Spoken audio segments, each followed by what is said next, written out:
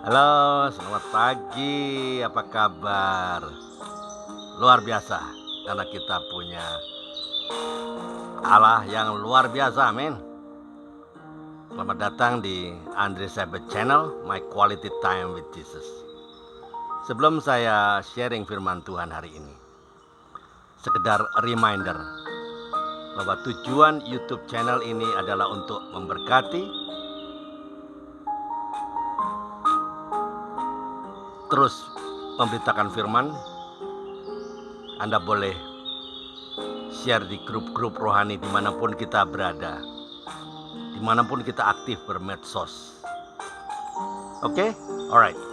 Sebelum saya sharing firman Tuhan di YouTube channel ini, izinkan saya berdoa. Makasih Tuhan, Tuhan baik. Satu kesempatan sekali lagi yang Tuhan berikan kepada saya. Saat ini saya diberikan kesempatan untuk sharing firman Tuhan di YouTube channel ini, untuk terus memberitakan kebenaran firman-Mu. Saya berdoa agar YouTube channel ini bisa menjadi berkat bagi orang lain, agar segala perangkat elektronik dan juga jaringan internet yang kami pakai bisa berjalan dengan baik dan lancar. Dan kami mulai YouTube channel ini dengan satu nama Tuhan Yesus Kristus, Juru Selamat kami yang hidup. Haleluya, amin.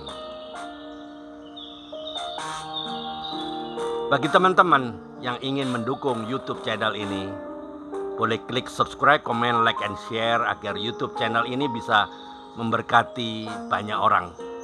Silakan share kepada teman-teman, ke komunitas-komunitas yang lain agar semua orang bisa dikuatkan dan diberkati. Dan YouTube channel ini bisa menjadi berkat bagi banyak orang. Tujuan YouTube channel ini adalah untuk memberkati, menguatkan iman orang percaya dan menjangkau jiwa-jiwa.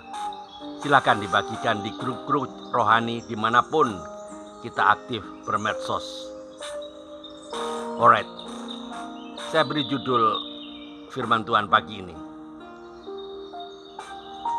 Kita harus bangkit dari dosa dan tinggalkan dengan segera. We must rise from sin and abandonment immediately. Okay? We must rise from sin and abandonment immediately. Kita harus bangkit dari dosa dan tinggalkan dengan segera.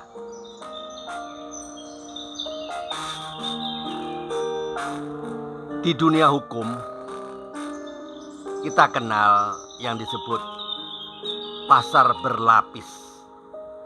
Ya, ini terjadi saat seseorang melakukan beberapa pelanggaran sekaligus. Misalnya, si A tidak hanya merampok, tapi juga membunuh korbannya. Dan ia ternyata juga memakai narkoba. Dia melanggar 3 pasal di mana sekaligus dan jelas hukumnya lebih berat. Ya enggak? Kita ingat sekarang ya, Daud juga pantas dikenai pasal berlapis. Memang di masa itu hukum belum seperti sekarang ini. Tapi jika patokannya hukum Tuhan, kita bisa lihat bahwa Daud melanggar beberapa hukum sekaligus. Pertama, ia mengingini istri sesamanya. Keluaran 20 ayat 17. 2, ia berzina. Keluaran 20 ayat 14. 3, Daud berusaha membuat agar Uria pulang dan tidur dengan istrinya sehingga Daud bisa bersaksi dusta jika anak yang dikandung Batsheba adalah anak Uria. Keluaran 20 ayat 16. Dan keempat, ia akhirnya merancang berkomplot untuk membunuh Uria. Keluaran 20 ayat 13. Ya, setidaknya ada 4 larangan Tuhan yang dilanggar Daud. Wow, dengar baik-baik. Dosa Daud amat besar.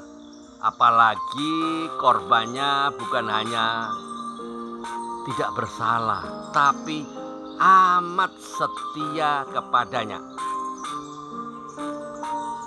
Uniknya Alkitab mencatat bahwa saat Nathan mengilustrasikan dosa Daud lewat kisah orang kaya yang merampas domba yang orang miskin,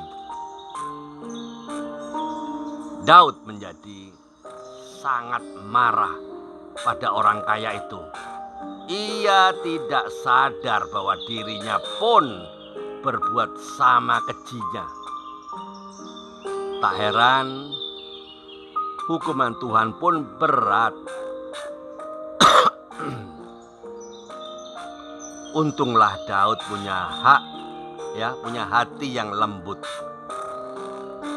Begitu diingatkan bahwa seperti itulah dosanya, Daud segera mengakui dosanya. Sesungguhnya inilah titik yang sangat penting. Meski Daud tetap dihukum, tapi pengakuan dosa dan pertobatan Daud membuat ia tegar menghadapi konsekuensi perbuatannya. Nah, dari sini kita belajar bahwa sesungguhnya kunci untuk bangkit dan pulih dari dosa pertama-tama adalah menerima bahwa kita memang sudah berbuat salah. Bukan untuk terpuruk, tapi agar kita bisa move on dan mengalami hari depan dengan ketegaran yang serta kewaspadaan untuk tidak jatuh lagi. Ya. Tanpa pengakuan dosa dan pertobatan, kita hanya akan terus berusaha menutupi dan menyangkali dosa itu. Akibatnya apa? Kita sendirilah yang telah karena hidup menjadi tidak tenang. Ya, hidup kita lelah karena hidup kita tidak menjadi tidak tenang.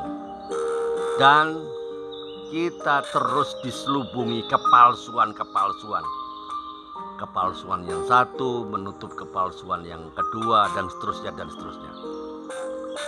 Pengakuan dosa dan pertobatan akan membuka jalan bukan hanya kepada pengampunan, tetapi juga kepada penerimaan, pemulihan, dan kemenangan bersama Tuhan. Amin. Bapa di surga, saya percaya bahwa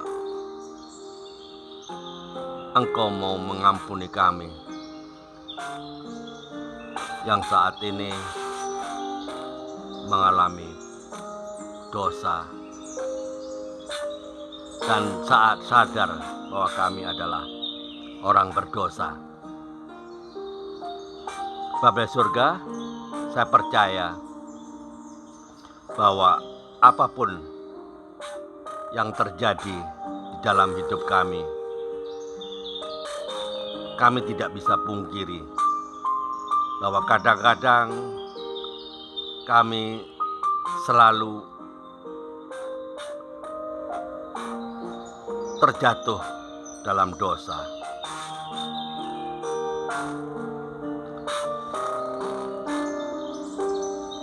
Bapa di surga, saya percaya bahwa Engkau adalah Maha Pengampun ya. Dan kami saat ini mau bertobat dan akan meninggalkan dari dosa. Teman-teman, Anda mau dengar kata hati hari ini?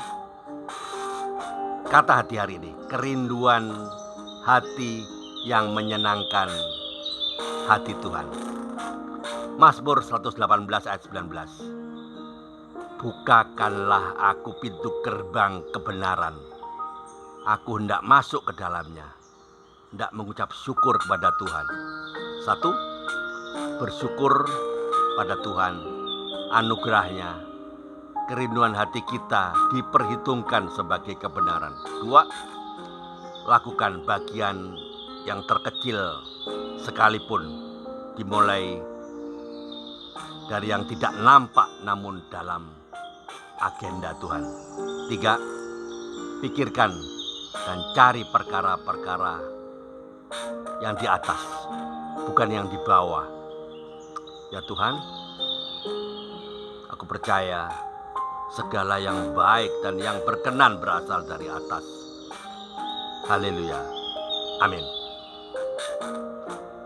Menjadi murid Kristus itu memang tidak mudah.